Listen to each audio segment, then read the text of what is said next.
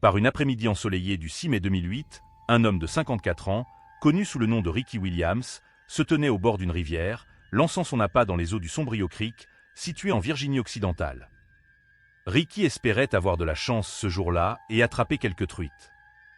Cependant, 30 minutes s'étaient déjà écoulées depuis qu'il avait commencé à pêcher et il n'avait encore eu aucune touche. Normalement, Ricky ne s'en soucierait pas, car il avait l'habitude de passer des heures à pêcher. Cependant, ce jour-là, la situation était différente.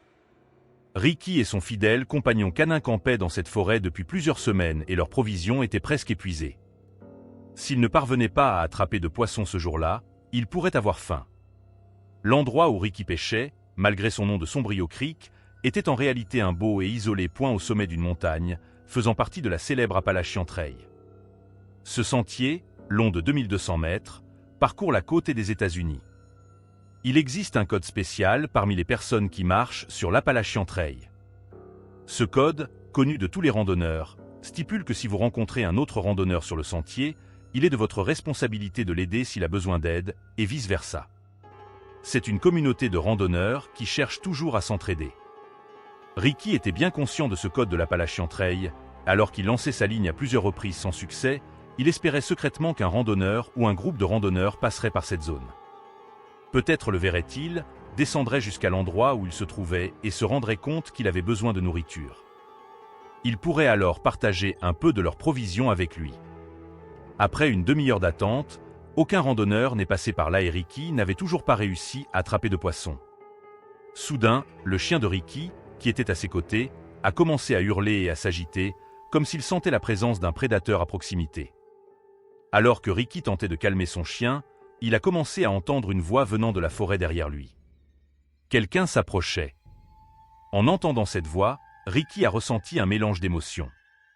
D'un côté, il était excité, car cela pourrait être un randonneur qui pourrait partager un peu de nourriture avec lui. D'un autre côté, il a ressenti un malaise croissant.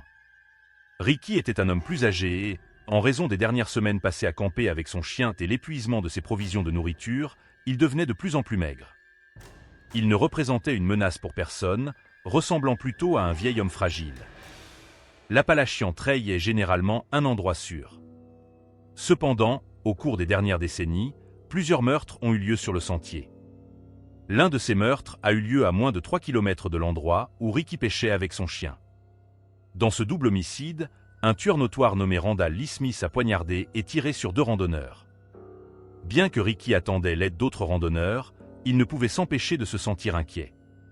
Il était bien conscient de ces meurtres et du fait qu'il était très proche de l'un des lieux du crime. Ainsi, alors que la voix masculine se rapprochait de plus en plus, Ricky devenait de plus en plus nerveux. Finalement, un homme dans la trentaine est sorti de la forêt et a aperçu Ricky. Pendant un bref instant, les 2 hommes se sont regardés. Puis, l'homme a souri à Ricky et l'a salué. Ricky a ressenti un soulagement immédiat en réalisant que, très probablement, cet homme ne représentait pas une menace. L'homme s'est présenté comme Scott Johnston et a dit à Ricky qu'il campait dans la région avec un ami et qu'il pêchait aussi, tout comme Ricky. Ricky, sans hésiter, a demandé « Ravi de vous rencontrer, auriez-vous de la nourriture à partager ?» Scott a répondu par l'affirmative et, de son sac à dos, il a sorti quelques barres de céréales et un paquet de chips, qu'il a immédiatement offert à Ricky. Il a également donné à Ricky quelques appâts frais pour qu'il puisse essayer de pêcher à nouveau. Dans les heures qui ont suivi, Scott et Ricky sont restés au bord de la rivière, pêchant ensemble. Après un certain temps, les truites ont commencé à mordre et ils ont réussi à attraper quelques poissons. La journée, qui avait commencé de manière décourageante pour Ricky, s'est transformée en une agréable sortie de pêche. Lorsqu'ils ont fini de pêcher, Scott a invité Ricky à se joindre à lui et à son ami pour le dîner au camp. Ricky, qui était à court de nourriture, a accepté l'invitation avec enthousiasme, en disant « Oui, bien sûr, j'aimerais me joindre à vous ».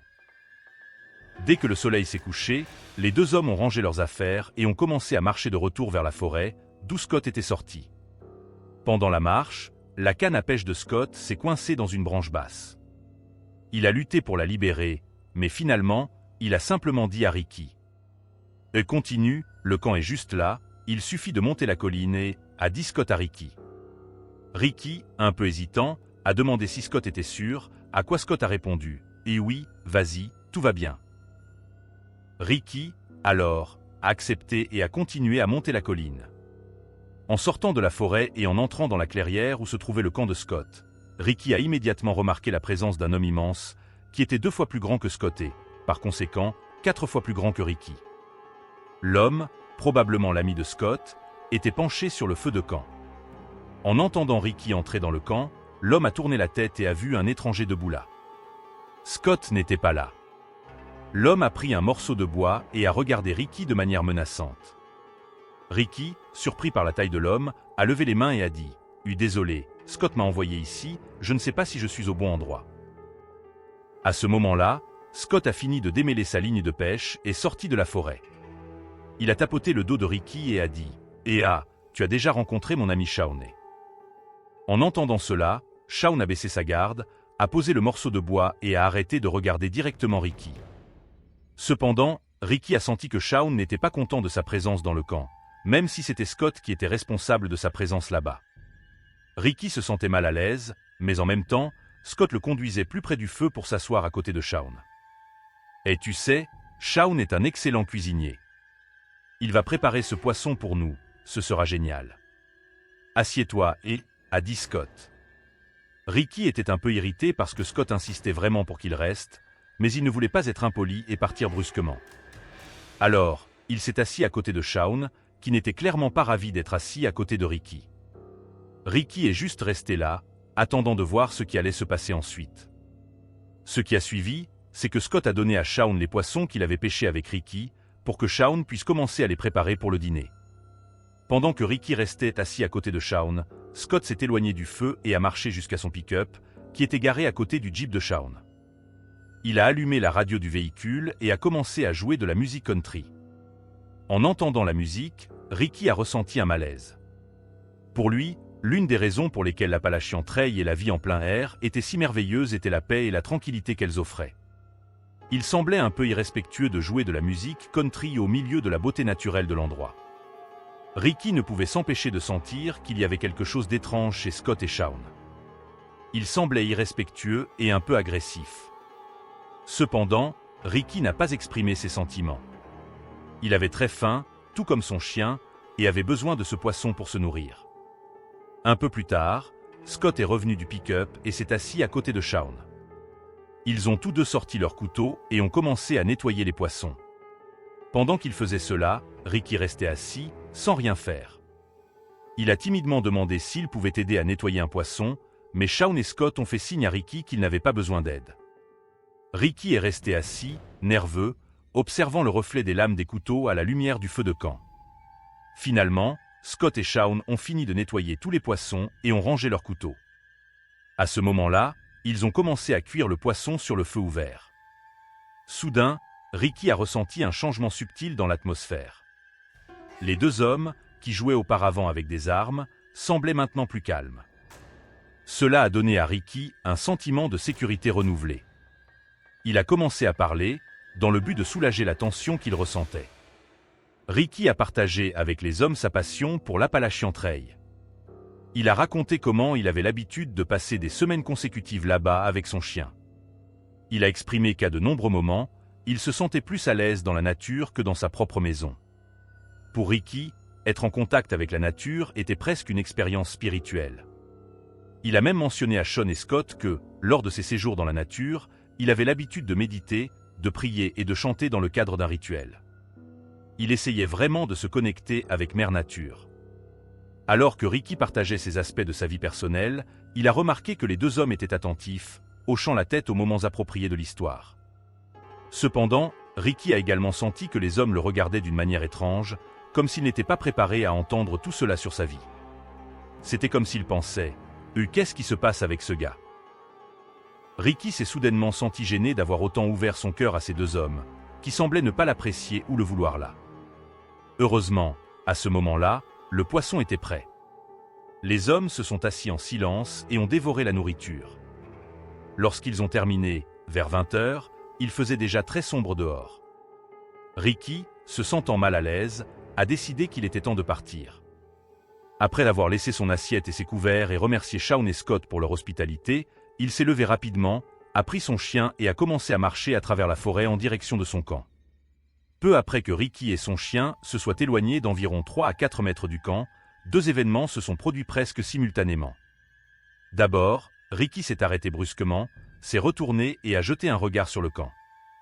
Deuxièmement, au moment même où il a fait cela, un grondement retentissant, semblable à une petite détonation, a résonné dans la forêt. Environ 30 minutes plus tard et à une distance d'environ 6,4 km de l'endroit où Ricky, Shaun et Scott se trouvaient, deux femmes étaient chez elles en train de dîner lorsqu'elles ont entendu un bruit soudain et frénétique à la porte d'entrée. Vivant dans une région assez isolée du pays, les femmes ont été assez alarmées. L'une d'elles a couru vers le téléphone, prête à appeler la police, tandis que l'autre s'approchait prudemment de l'entrée de la maison. Elles ont essayé de regarder par la fenêtre, mais l'obscurité les empêchait de voir quoi que ce soit à l'extérieur. Elles se sont alors approchées de la porte, qui était toujours frappée par quelqu'un de l'extérieur. L'une des femmes a déverrouillé la porte et l'a ouverte juste un peu. Ce qu'elle a vu l'a presque fait s'évanouir. Il y avait un homme sur son porche, complètement couvert de sang, comme s'il avait été immergé dans un réservoir de sang. Il était tout rouge et tenait son cou avec sa main. La femme qui avait ouvert la porte le regarda et remarqua un flot rythmique de sang jaillissant de son cou, en synchronie avec les battements de son cœur. Cet homme était clairement à l'agonie. La femme a alors crié à l'autre, lui demandant d'appeler le 911, car il y avait quelqu'un en train de mourir là. Elle a immédiatement commencé à composer le numéro d'urgence, le 911. L'homme sur le porche, d'une voix faible, a imploré de l'aide et a murmuré quelque chose à propos de Sombrio Creek avant de s'évanouir. La femme qui avait ouvert la porte est restée paralysée, choquée par la scène devant elle, ne sachant pas quoi faire. Puis, elle a levé les yeux et a remarqué un jeep garé sur la route devant sa maison, qu'elle n'avait pas remarqué auparavant. Elle se demandait si l'homme blessé avait été laissé là ou s'il avait conduit le jeep lui-même. Avant qu'elle puisse commencer à traiter ce qui venait de se passer, une ambulance et plusieurs voitures de police sont arrivées avec des sirènes stridentes et se sont garées devant sa maison. Les ambulanciers sont sortis en courant, ont pris l'homme saignant et l'ont mis dans l'ambulance, l'emmenant loin. Pendant ce temps, non loin de là, les policiers accéléraient en direction de Sombrio Creek. Lorsque les femmes ont appelé le 911, elles ont mentionné que l'homme blessé avait dit quelque chose à propos de Sombrio Creek, bien qu'elles n'aient aucune idée de ce que cela signifiait.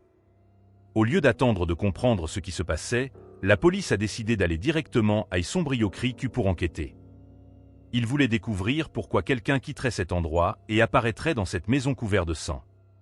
Cependant, alors que la police montait la route sinueuse de la montagne, ils ont vu un camion accélérer en leur direction. Au départ, ils ont freiné et ont essayé de dévier du chemin du camion. Mais après que le camion se soit arrêté, le conducteur a de nouveau accéléré, est sorti de la route et est tombé dans un ravin, capotant plusieurs fois avant de s'arrêter. Les policiers, qui avaient dévié sur l'accotement de la route pour éviter d'être heurtés par le camion, ont observé la scène sans comprendre pourquoi le conducteur avait de nouveau accéléré après s'être arrêté. Et puis, apparemment, le véhicule est sorti de la route intentionnellement.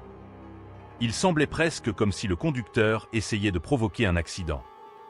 La police, arme à la main, est sortie de la voiture et s'est approchée du camion détruit.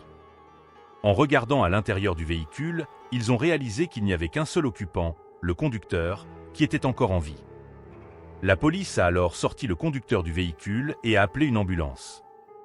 Cependant, ils ont également envoyé un policier avec l'ambulance pour les escorter, car ils étaient très méfiants envers ce conducteur de camion. Après tout, ils montaient cette route pour se rendre à Sombrio Creek pour enquêter sur ce qui aurait pu amener un autre homme à apparaître à la porte de quelqu'un au milieu de la nuit, couvert de sang. Maintenant, ils avaient ce conducteur de camion qui semblait sortir à grande vitesse de Sombrio Creek et qui avait écrasé son camion. Il n'y avait pas de lien clair entre l'accident de camion et l'homme blessé, mais la police soupçonnait qu'ils devaient être liés. C'est pourquoi ils ont envoyé le policier à l'hôpital aussi. Environ 30 minutes après l'accident de camion, la police a quitté les lieux et a continué le reste du chemin jusqu'à la route pour Sombrio Creek. Dès qu'ils sont arrivés là-bas, la police s'est dispersée dans toute la zone et a commencé à chercher quoi que ce soit, n'importe quel indice qui pourrait expliquer ce qui s'est passé là-bas, si quelque chose s'est passé à Sombrio Creek. Rapidement, la police a trouvé quelque chose de particulier au milieu de la zone de Sombrio Creek. Ils ont trouvé un camp, mais ce n'était pas le camp où Shaun et Scott étaient hébergés, où Ricky était allé et avait dîné avec eux. C'était un camp différent.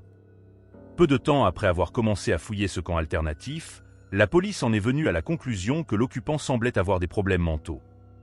Le camp, qui semblait être la demeure d'une personne mentalement instable et potentiellement dangereuse, était assez simple, ne consistant qu'en une tente et un feu de camp. En soulevant le rabat de la tente et en regardant à l'intérieur, la police a découvert une collection de 30 couteaux et un scanner radio de la police, qui pouvait capter les conversations radio de la police dans la région. De plus, il y avait plusieurs piles de vêtements, certaines pour enfants, d'autres pour adultes, certaines pour hommes, d'autres pour femmes. Il y avait aussi des piles de lunettes et 8 paires de sous-vêtements féminins. À l'intérieur de la tente, il y avait une carte de l'Appalachian Trail avec plusieurs points le long du sentier entouré, bien qu'il n'y ait pas d'informations sur ce que signifiaient ces cercles. L'un des endroits encerclés était Sombrio Creek. À côté de la carte, il y avait une radio avec une cassette à l'intérieur. Lorsque la police a appuyé sur play, ce qu'ils ont entendu les a complètement effrayés. La cassette semblait contenir une sorte de rituel satanique, avec la voix d'un homme hurlant et chantant sans cesse.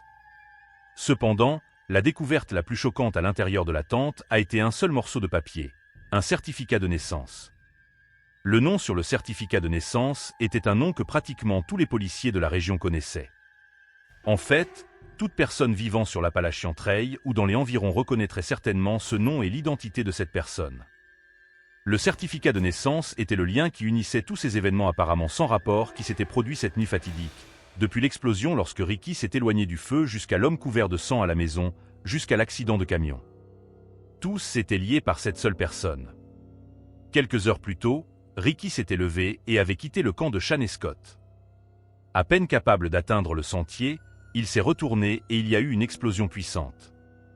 À ce stade de l'histoire, Ricky, qui regardait maintenant le camp et Shaun et Scott, pouvait voir que les deux avaient également entendu le bruit et se regardaient maintenant avec des expressions de choc absolu et de peur.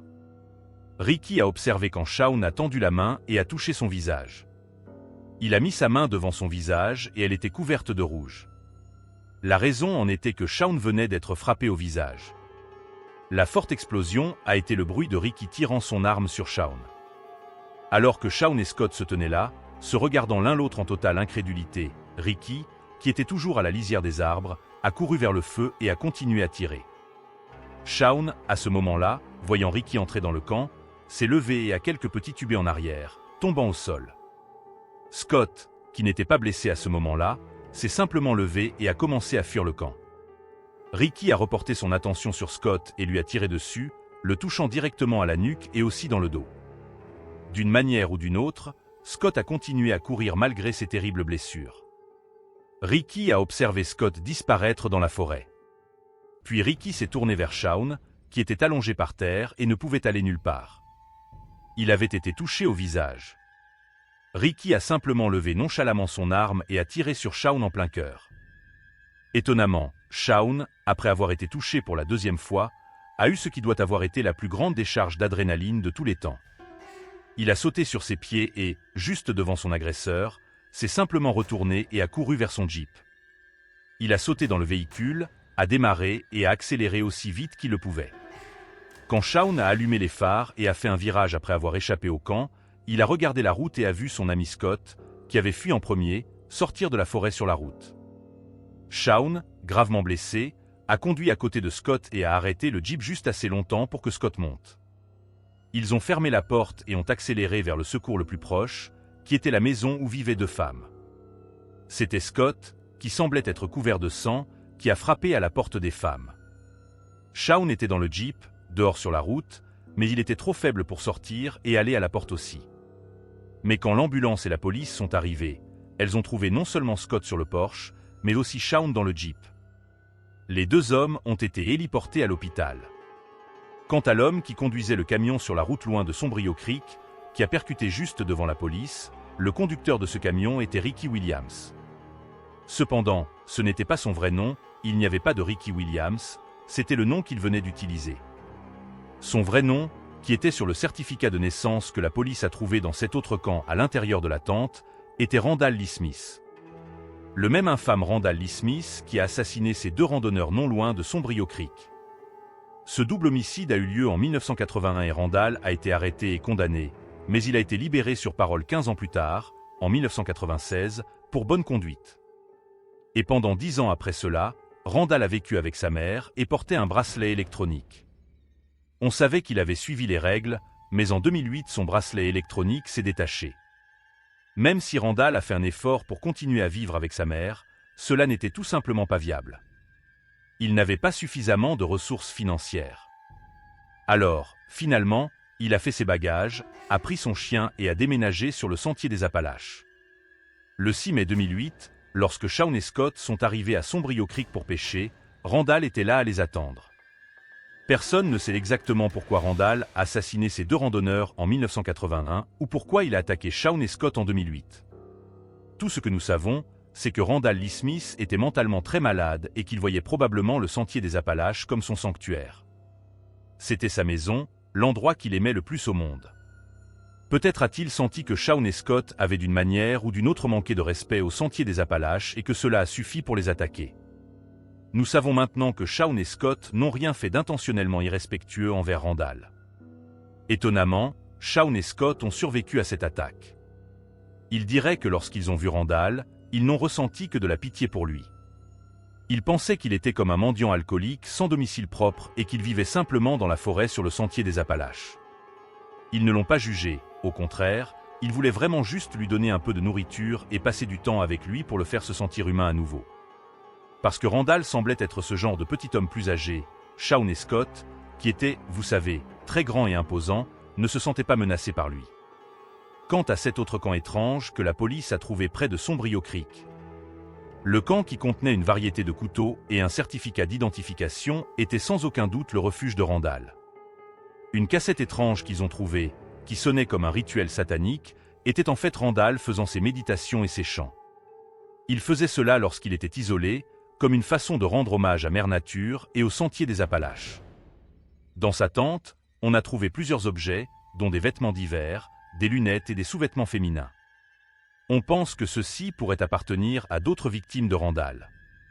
Cependant, lorsque la police a prélevé des échantillons d'ADN sur tous les objets trouvés dans sa tente, comme les vêtements, les sous-vêtements et les lunettes, ces échantillons d'ADN ne correspondaient à aucune personne disparue ou victime de meurtre dans la base de données de la police.